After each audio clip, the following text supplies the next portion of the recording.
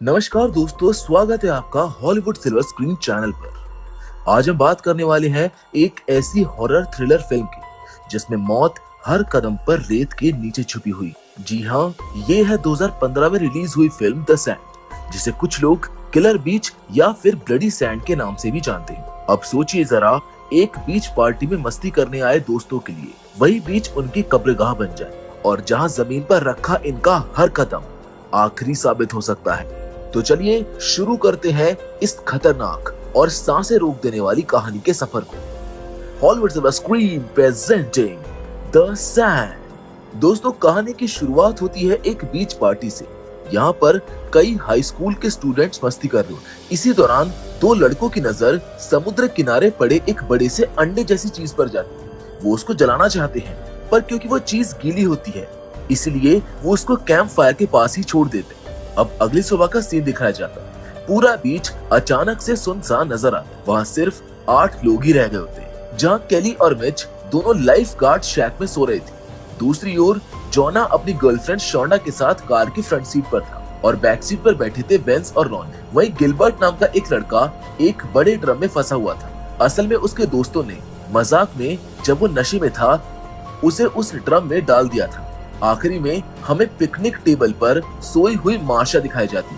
थोड़ी देर के बाद केली की आंख खुलती। वो मिच से कहती है कि पिछली रात जो कुछ भी उनके बीच हुआ वो उसको भूल जाए, क्योंकि ये पढ़ाई करने की उम्र है, न कि ऐसी हरकतों में पड़ने की। यहीं पर हमको ये भी पता चलता है कि जोना केली का एक्स बॉयफ्रेंड है। इसके बाद केली नोटिस करती है कि उनके अलावा बीच पर और कोई दिखाई दे ही नहीं रहा था। वहाँ बस चारों तरफ खाली स्लीपिंग बैग्स पड़े हुए थे। तभी वहाँ पर एक पक्षी उड़कर आता है जो रेत के ऊपर बैठ जाता है, लेकिन अचानक कुछ अजीब होता है। वो पक्षी देखते ही देखते रेत के अंदर समा जाता है। ये नजारा देखकर केली हैरान रह जाती है। इधर पिकनिक टेबल पर सो रही मार्शा की भी अब नींद खुल जाती है। केली तुरंत उसे चिल्लाकर सावधान करती है और कहती है कि पैर नीचे मत रखना, रेत में कुछ गड़बड़ है। लेकिन मार्शा उसकी बातों को हल्के में लेती है और जैसे ही अपना पैर नीचे रखती है उसका पैर रेत में धंस जाता है। वो पूरी ताकत लगाकर पैर बाहर निकालने की कोशिश करती है, लेकिन कुछ भी काम नहीं आता है। अब डर के मारे वो जोर जोर से चिल्लाने लगती है। उसके दोस्तों को पहले लगता है कि शायद वो मजाक कर रही है, लेकिन जैसे जैसे उसकी चीखें और रोना बढ़ता है सबको समझ आ जाता है कि मामला बहुत गंभीर है। मार्शा की चीखें और रोना देखकर बाकी सबको यकीन हो जाता है कि वाकई कुछ गड़बड़ है। तभी वेंस अपनी कार से नीचे उतरता है और मार्शा की मदद करने दौड़ पड़ता है, लेकिन जैसे वो रेत पर कदम रखता है उसके पैर भी धंस जाते हैं और वो भी नीचे गिर जाता है। जोना भी उसको बचाने के लिए आगे बढ़ना चाहता है, लेकिन शोंडा उसको कसकर रोक लेती है। अब सबके सामने एक खौफनाक मंजर होता है। रेत के नीचे छिपा कोई अजीब सा जीव वेंस को अंदर खींचने लगता है और कुछ ही पलों में वेंस पूरा का पूरा रेत में समा जाता है। उसी समय मार्शा भी रेत के नीचे गायब हो जाती है। ये सब देखकर बाकी लोग डर के मारे सन्न रह जाते हैं। अब उन्हें समझ आता है कि ये बीच किसी जानलेवा जाल में बदल चुका है और अगर उन्होंने भी रेत पर कदम रखा तो उनकी मौत भी पक्की है। सभी सोचने लगते हैं कि आखिर ये सब क्या हो रहा है, क्योंकि पिछली रात तो सब कुछ यहाँ पर नॉर्मल था। तभी केली की नजर दूर उस अजीब से अंडे पर जाती है जिसे रात में वेंस और गिलबर्ट ने देखा था, लेकिन अब वो अंडा टूट चुका था। इसका मतलब साफ था कि उस अंडे में से कोई खतरनाक मॉन्स्टर बाहर निकला है और वही इस समय रेत के अंदर छिपा हुआ है। धीरे धीरे उन्हें एहसास होता है कि उनके बाकी सारे दोस्त जो रेत पर सोए हुए थे उन्हें ये जीव पहले ही निगल चुका है। सिर्फ वही लोग जिंदा बचे हैं जो किसी न किसी चीज पर टिके हुए हैं और सीधे रेत से दूर है। इस बीच शोंडा जॉन से कहती है कि पुलिस को कॉल करके मदद बुलाओ, लेकिन फिर सबको याद आता है कि उनके सारे मोबाइल फोन कार की डिक्की में बंद है। उन्होंने खुद ही पार्टी शुरू होने से पहले मोबाइल्स वहां पर रख दिए ताकि कोई उनके वीडियो बनाकर सोशल मीडिया पर अपलोड ना कर दे। जिसके बाद शोंडा कहती है कि अगर कार स्टार्ट हो जाए तो वो यहाँ से निकल सकते हैं, लेकिन समस्या ये थी कि कार की बैटरी रात भर हेडलाइट्स जलने की वजह से पहले ही डेड हो चुकी थी। इधर केली हिम्मत करके रेत के करीब अपना हाथ लेकर जाती है और तभी सब देखते हैं कि वहां से छोटे छोटे टेंटिकल्स बाहर निकल रहे हैं जो किसी भी वक्त हमला कर सकते थे।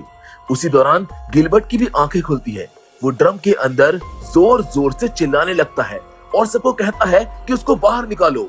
लेकिन बाकी लोग उसको समझाते हैं कि बाहर घातक मॉन्स्टर छिपा है जिसने वेंस और मार्शा दोनों को मार दिया है। अगर वो जरा भी रेत पर गिरा तो तुरंत मारा जाएगा। अब गिलबर्ट ने ये सब चीज खुद नहीं देखी थी, इसलिए उसको समझने में देरी लगती है, पर फिर भी काफी समझाने के बाद गिलबर्ट किसी तरह शांत हो जाता है।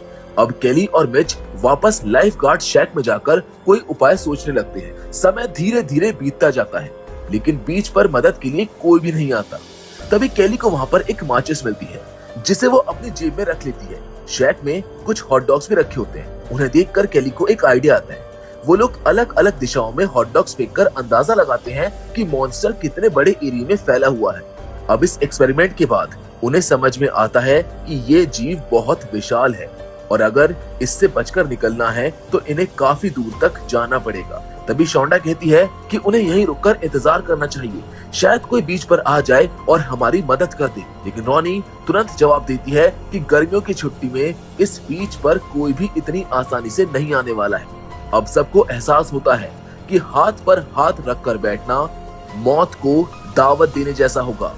तभी जॉना एक नया तरीका सोचता है। वो कार से 2 सर्फबोर्ड निकालता है और उन्हें रेत पर रखकर ब्रीज की तरह जोड़ देता है।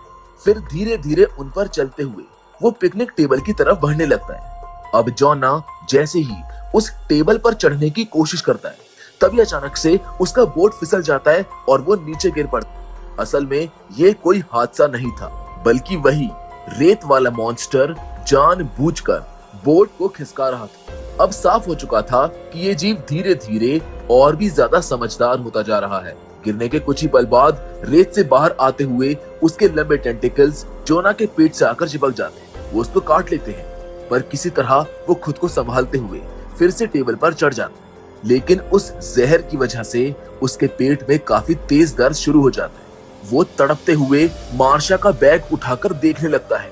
बैग में उसे कुछ सोडा की बॉटल्स मिलती हैं, जिन्हें वो बाकियों के पीने के लिए फेंक देता है।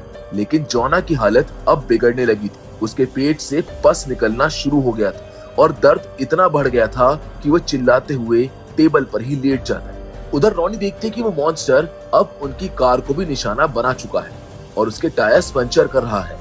इस हालत में रॉनी कहती है कि अगर वो कार के बम्पर पर चढ़े तो डिग्गी खोल सकते हैं, क्योंकि सभी के मोबाइल फोन उसी के अंदर रखे हुए हैं। वो बम्पर पर चढ़ जाती है और शोंडा उसको पकड़कर संभाल लेती है, लेकिन उसके पैरों की वजह से डिग्गी पूरी तरह से नहीं खुल पाती। ऐसे में केली शैक से एक लंबा पोल निकाल कर देती ताकि उसकी मदद हो सके।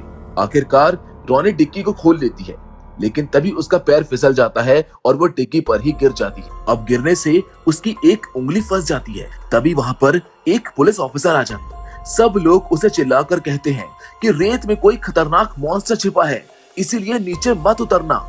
लेकिन वो ऑफिसर इनकी बातों पर जरा भी यकीन नहीं करता है। उसको लगता है कि इन सब ने नशा किया हुआ है और वो इनका मजाक उड़ाने लगता है। वो अपनी कार से बाहर उतर जाता है, लेकिन सच में उसको कुछ भी नहीं होता, क्योंकि उस ऑफिसर ने मोटे बूट्स पहन रखे थे। मदद करने के बजाय वो उल्टा केली और बाकी सबका मजाक बनाने लगता है।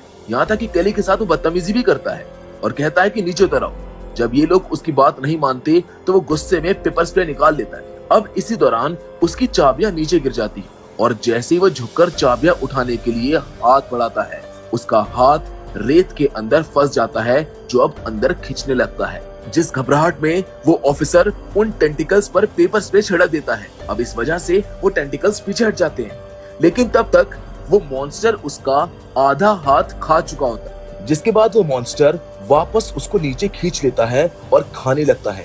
केली ऑफिसर के पास जाती है, जिससे वो पेपर स्प्रे ले लेती है, लेकिन वो ऑफिसर अब मारा जा चुका है। अब इसके बाद मिच कहता है कि अगर वो भी अपने पैरों में कुछ लपेट कर भागे तो शायद पुलिस की कार तक पहुंच सकता है और फिर उसमें बैठकर ये सब यहाँ से निकल सकते हैं। वो चंदा से कार में बड़े टॉवल्स मांगता है, लेकिन जैसे ही वो उससे दूसरा टॉवल मांगता है, उसको पकड़ने के चक्कर में शैक की रेलिंग टूट जाती है, जिस वजह से मिच नीचे सैंड पर गिर जाता है और वो मॉन्स्टर मिच को भी पकड़ लेता है, जिस वजह से कुछ ही पलों में उसकी भी दर्दनाक मौत हो जाती है। ये सब देखकर केली समझ जाती है कि अगर अब कुछ करना है तो उसको ही करना होगा। वो शैक की एक रेलिंग निकालकर कार की ओर फेंकती है और खुद भी छलांग लगाकर कार में पहुंच जाती है। दोनों मिलकर सबसे पहले रूनी का हाथ डिग्गी से बाहर निकाल ताकि वो आजाद हो सके। इसके बाद उनकी नजर जोना और गिलबर्ट पर पड़ती। उन्हें बचाना भी जरूरी था। रेलिंग का इस्तेमाल करके वो एक छोटा सा ब्रिज बनाती और उसी पर चलते हुए जोना तक पहुंच जाती है। अब इसी बीच रोनी भी उनकी तरफ आने लगती, लेकिन जैसे ही वो अपने हाथ की चोट देखने के लिए रुकती है, उसका बैलेंस बिगड़ जाता है और वो सीधा रेत पर गिर पड़ती है।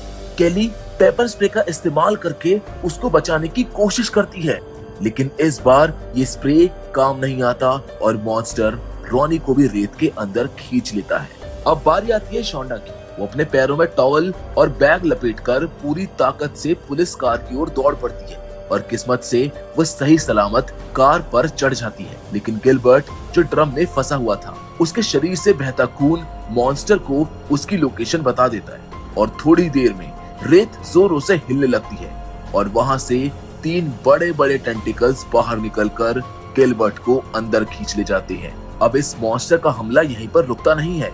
एक और विशाल टेंटिकल उस पुलिस कार की ओर बढ़ता है, जिसको वो हिलाना शुरू कर देता है।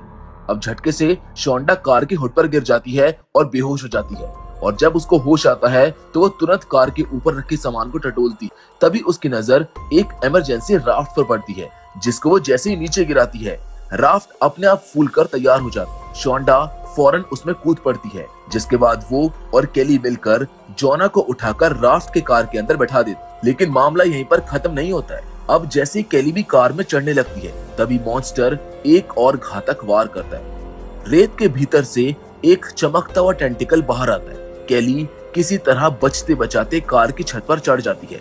वहां उसको कार के पीछे 2 फ्यूल कैन नजर आते हैं। अब वो जैसे ही एक कैन उठाती है, वो मॉन्स्टर उसके ऊपर हमला कर देता है, जिससे कैन फट जाता है। फिर केली तुरंत दूसरा कैन उठाकर उसमें से पेट्रोल रेत पर उड़ेल देती है, जिसके बाद वो जेब से माचिस निकालकर उसके अंदर आग लगा देती और देखते ही देखते मॉन्स्टर का एक टेंटिकल आग की लपटों में जलने लगता है। केली जल्दी से हिम्मत जुटाकर गाड़ी के अंदर आकर बैठ जाती और थोड़ी देर बाद वो खतरनाक रेत वाला मॉन्स्टर अचानक से शांत हो जाता है। उसका हमला रुक जाता है। अब इस बीच केली देखती है कि उस मॉन्स्टर के जहर की वजह से जोना की भी मौत हो चुकी है। ये देखकर उसका दिल टूट जाता है। जहाँ कुछ ही देर में थकान और डर से चूर होकर केली और शोंडा दोनों की ही आंखें लग जाती है। अगली सुबह अचानक इनकी आंख किसी की खटखटाहट से खुलती है, जहाँ एक आदमी गाड़ी की खिड़की पर दस्तक दे रहा होता है। केली हैरान रह जाती है जब वो देखती है कि वो आदमी तो रेत पर आराम से खड़ा है और वो बिल्कुल सुरक्षित है। जिसके बाद हिम्मत करके अब केली भी धीरे धीरे अपना पैर नीचे रखती है और हैरानी की बात यह है कि अब उसे भी कोई नुकसान नहीं हुआ था। वो शोंडा से कहती है कि शायद अब वो मॉन्स्टर या तो मर चुका है या फिर यहाँ से कहीं दूर चला गया है। इसके बाद बिना कुछ कहे ये दोनों उस जगह से बाहर निकलने लगती।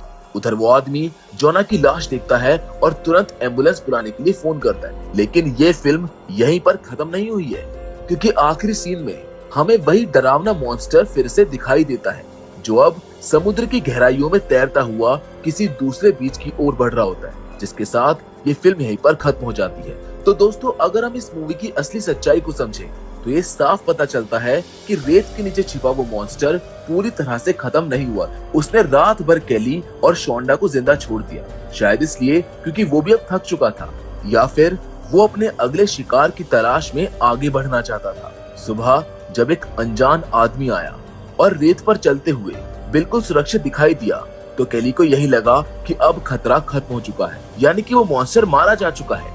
लेकिन हकीकत कुछ और ही थी। वो मॉन्स्टर मरा नहीं था, बस समुद्र की गहराइयों में चला गया था, ताकि किसी और बीच पर जाकर अपने लिए नए शिकार वो ढूंढ सके। यानी इस कहानी का सबसे डरावना हिस्सा यही है कि खतरा अभी खत्म नहीं हुआ है। वो आज इनसे हटकर कल किसी और मासूम के लिए मौत बनकर लौट सकता है। यही कारण है कि इस फिल्म के आखिर में हमें वो मॉन्स्टर समुद्र में तैरता हुआ दूसरी जगह की तरफ बढ़ता हुआ दिखाया जाता है। और इसी के साथ ये फिल्म हमको एक बहुत इंपॉर्टेंट मैसेज देती कि कभी कभी हमको लगता है कि डर खत्म हो गया है, लेकिन असलियत में वो सिर्फ जगह बदलता है। और शायद सही समय का इंतजार करता है वापस आने के लिए। So with all that said, मैं उम्मीद करता हूँ कि ये कहानी आपको पसंद आई होगी। बाकी फिलहाल आज के इस वीडियो में बस इतना ही, लेकिन हम फिर से जरूर मिलेंगे और वो भी एक और नई इंटरेस्टिंग कहानी के साथ। पर तब तक के लिए धन्यवाद।